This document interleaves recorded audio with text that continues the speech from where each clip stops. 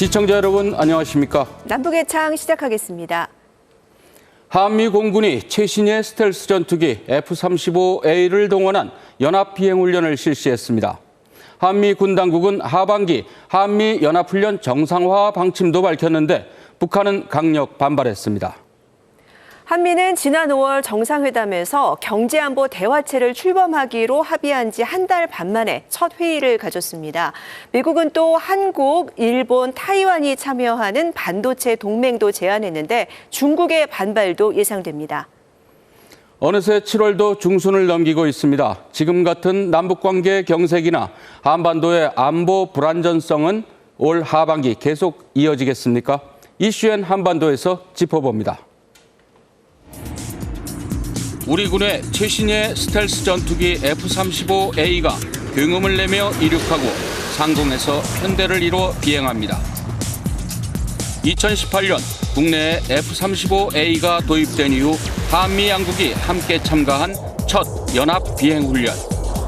F-35A와 함께 F-15K와 KF-16 등 우리 주력 전투기와 미국의 F-16 등 모두 30여 대가 참가했습니다. 5월 한미 정상회담에서 논의된 미국 전략자산 전개의 후속 조치로 북한에 대한 강력한 경고입니다. Our primary objective with next week's training is to safely execute tactics between us and ROCAF F-35s to show our ironclad alliance here in South Korea. 한미는 다음 달 22일부터 9월 1일까지 하반기 한미 연합훈련도 진행합니다. 통상 컴퓨터 시뮬레이션 방식이지만 이번엔 대규모 야외 실기동 훈련도 병행할 것으로 보입니다. 이에 대해 북한 외무성은 조선반도와 그 주변에서 미국의 핵 전략 자산이 투입된 대규모 합동 군사 연습이 강행되는 경우 응분의 대응 조치를 할 것이라며 핵전쟁 가능성까지 경고했습니다. 북한이 탄도미사일 발사의 빈도를 높인다거나 사거리를 조정한다거나 이런 방식을 통해서 어떤 형태로든 여기에 대응하고 나올 것으로 예상이 되고요. 그거보다 더 도수가 높으면 연평도 포격 도발을 했던 것처럼 휴전선이나 서해 북방 한계선 인근에서 국지적 차원의 무력 도발도 할 수가 있다. 실제로 북한은 10일 방사포 2발을 발사했고 다음 날에도 서해상으로 재래식 방사포 1발을 추가 발사했습니다. 국가안보실은 재래식 방사포의 경우 정부 차원에서 발표하지 않는다면서도 북한의 추가 발사 가능성에 대비해 상황을 예의주시하고 있다고 밝혔습니다. 한미 두 나라는 한미 동맹의 범위를 경제안보 등으로 확장하는 데도 힘을 쏟고 있습니다. 최근엔 경제안보 대화를 처음으로 열었고요. 필립 골드버그 신임 주한 미 대사는 포괄적 전략동맹으로의 확대를 재확인했습니다.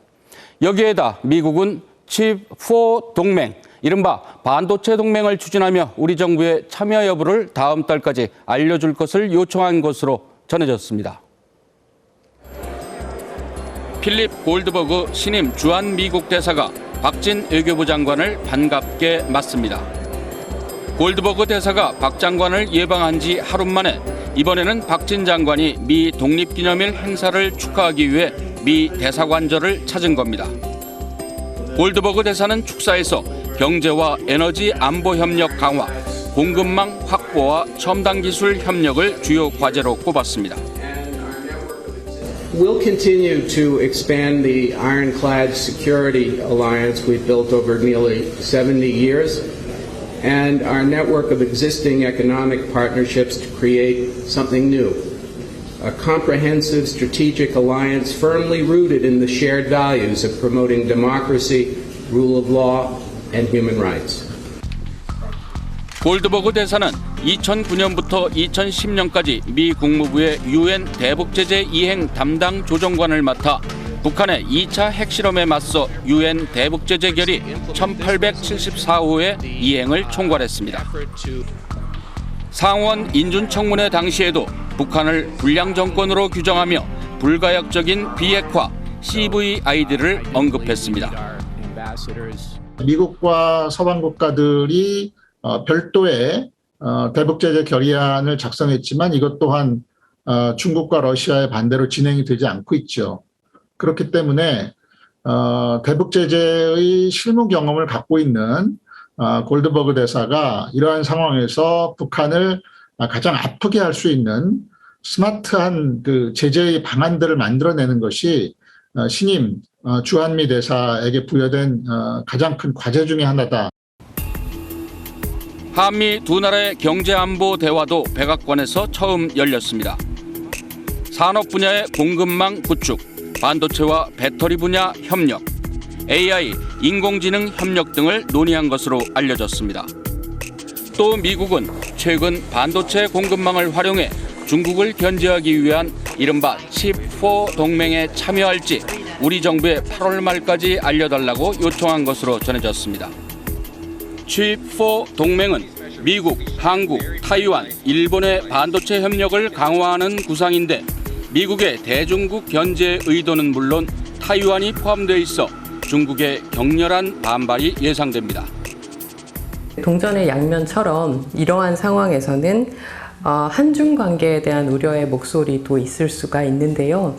이 부분에 대해서는 우리도 고민하고 해안이 필요한 부분일 겁니다. 근데 최근에 미국의 존 아이켄베리 교수가 인터뷰한 걸 보면 한국이 민주적인 가치 그리고 다자주의 역할을 견지하되 또 개별 국가 이익에서는 중국과의 대화나 이런 부분도 고려할 필요가 있다는 인터뷰를 한 적이 있습니다. 이런 부분에서는 시사점도 있을 수 있겠죠.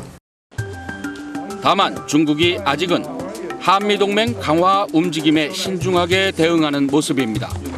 얼마 전에 한중 외교장관 회담에서 중국 왕이 외교부장은 정제된 언어를 사용하며 한국이 미국에 기우는 걸 견제했습니다.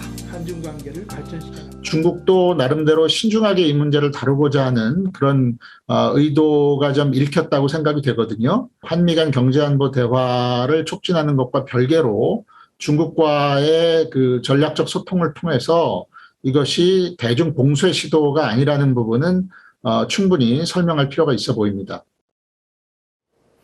2022년 상반기 동북아와 한반도 안보 환경은 주요 국제 정세에 영향을 받았고 불안 요인들이 본격적으로 분출이 됐습니다. 미중 패권 경쟁의 심화, 우크라이나 전쟁 발발, 그리고 북한의 연이은 무력 도발과 코로나19 사태 심화 등이 정세 악화의 주요 요인들로 작용했는데요. 그렇다면 올 하반기 남북 관계와 한반도 정세는 과연 어떻게 전개될까요? 북한은 상반기에 19차례에 걸쳐 중장거리 미사일을 쏘았고 7차 핵실험 징후까지 보였습니다. 하반기에도 성능 향상을 목표로 여러 무기 시험을 강행할 가능성이 큽니다. 여기엔 북한 자신의 대내적인 필요도 작용하고 있다는 분석입니다.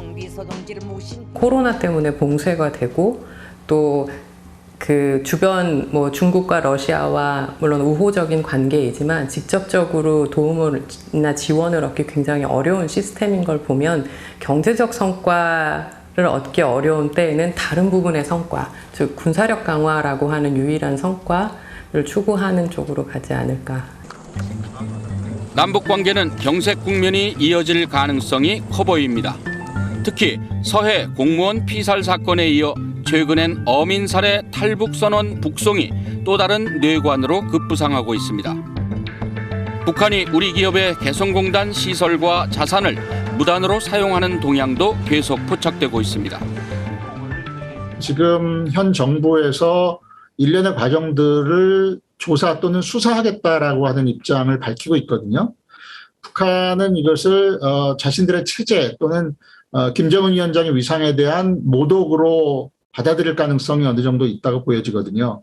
그렇게 되면 이러한 문제들도 하반기 남북관계의 발목을 잡는 매우 엄중한 장애 요인이 될 가능성은 있다고 보여집니다. 미국 바이든 행정부는 11월 중간선거를, 중국은 가을에 20차 당대회를 앞두고 있습니다. 중요 국내 정치 일정을 성공적으로 치르기 위해선 국제정세의 안정적 관리가 필요한 만큼 미국과 중국이 북한 문제 해결에 적극적이진 않을 것이란 전망입니다. 특히 미국은 인플레이션 문제 때문에 바이든 대통령의 지지율이 폭락하고 있어서 11월 중간선거가 발등에 불로 떨어져 있는 상태고요. 현재로서는 내부적인 정치 그 일정이 중요하기 때문에 중국도 뭐 이렇게 적극적으로 관여하거나 하기보다는 관리를 하기 위한 노력을 하지 않을까 생각이 됩니다. 이런 가운데 최근 권영세 통일부 장관이 윤석열 대통령의 담대한 계획에 대해 북한의 선 비핵화를 전제로 하지 않고 실용적으로 접근할 것이라고 밝히는 등 대화의 끈은 놓지 않겠다는 입장이어서 북한의 반응이 주목됩니다.